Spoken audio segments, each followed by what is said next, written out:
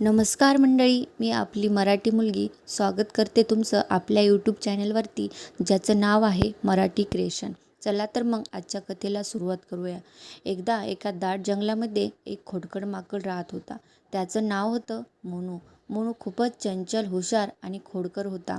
त्याला मस्ती करायची सवय होती.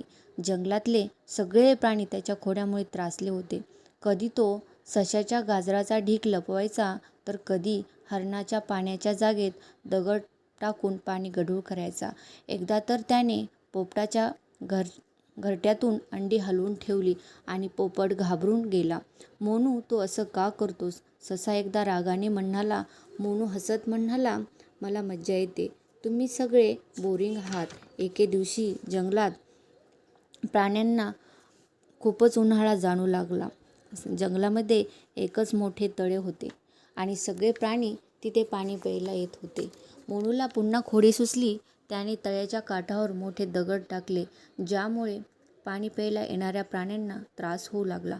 सगळे प्राणी संतापले. हरण म्हणाला, आता मात्र मोनूला धडा शिकवायचा.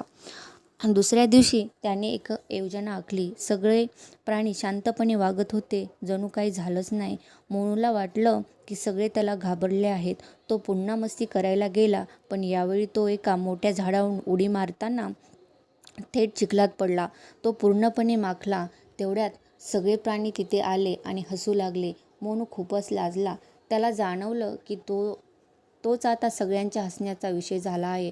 ससा शांतपणे म्हणाला, मोनू, आम्ही तुझ्याशी वाईट वागलो नाही, पण तू सगळ्यांना त्रास दिलास. आता तुला कळलं का? मोनूच्या डोळ्यात पाणी आलं. तो म्हणाला, मला माफ करा. मला समजलं आहे की माझ्या खोड्यामुळे तुम्हा सगळ्यांना खूप त्रास होतो. मी आता असं करणार नाही. या दिवसानंतर मोनू बदलला. तो सगळ्यांना मदत करू लागला. पाण्याजवळचे दगडही त्याने काढून टाकले. सगळ्या प्राण्यांनी त्याला माफ केलं आणि पुन्हा त्याला आपला मित्र बनवला. बोध: चूक मान्य करून बदलणं हेच खरं शहाणपण आहे आणि इतरांना आपल्यामुळे कळत नकळत त्रास होऊ नये. तर मित्रांनो, आवडल्यास लाईक करा.